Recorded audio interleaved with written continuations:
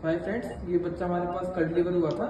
क्योंकि आप देख सकते हैं इसकी फिंगर्स जुड़ी हुई हैं, ये वाली दोनों फिंगर्स, लेफ्ट की भी और राइट वाली भी।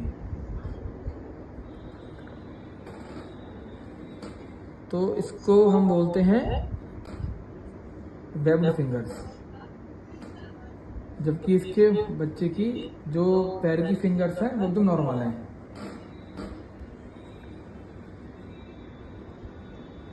और किसी तरीके की बच्चों को दिक्कत नहीं है। तो अम्मा, ये घर में दिक्कत किसी और को भी है जुड़ी वाली? हाँ, पापा के और दादा के दोनों को सेम ही दिक्कत है। हाँ, एक अंकल है इनके। अंकल, तो फ्रेंड्स, इस दिक्कत को मेडिकल टर्म में बोलते हैं सिंडेक्टाइली, जिसका मतलब होता है वेब डिजिट्स। तो क्या समझते हैं इस चीज से हम? तो इसका मतलब है जुड़ी हुई उंगलियां। हो सकता है कि 2 उंगली, 3 उंगली या फिर 4 उंगली बच्चे की जुड़ी हो, जैसे कि इस फोटो में आपको दिख रहा है। ये बर्थ डिफेक्ट जो है one of the most common birth defect है, जो कि बेबी के हैंड्स और फीट को इफेक्ट करता है।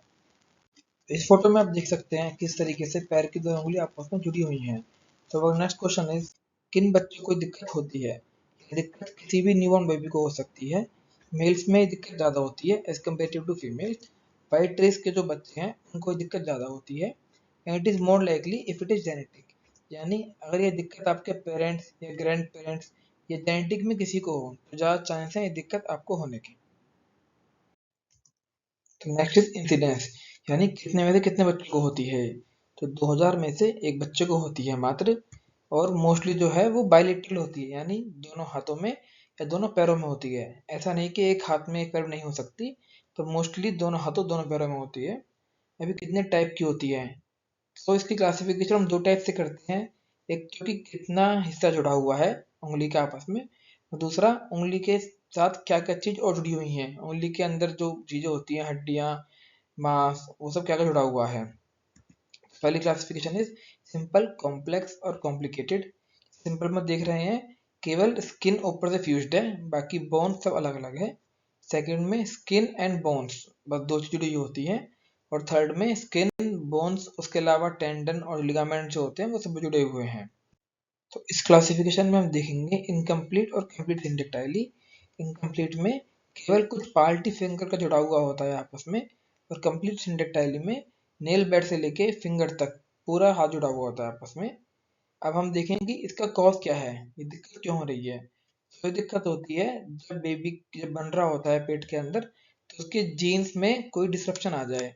जो जीन्स फिंगर्स को बना रहे हैं, अगर उनमें कोई चेंज आ जाए, कोई इफेक्ट आ जाए। अब जीन्स क्या होते हैं? तो जीन्स जो होता है वो डीएनए के अंदर होते हैं। और डीएनए होता है क्रोमोसोम के अंदर, क्रोमोसोम एक सेल के अंदर। और मल्टीपल सेल से, या ये कहो लाखों हजारों सेल से हमारी बॉडी बनती है। तो जब बेबी के फिंगर के सेल जो होते हैं उनमें अगर कोई चेंज आ जाएगा तो उसके कारण ये दिक्कत होती है।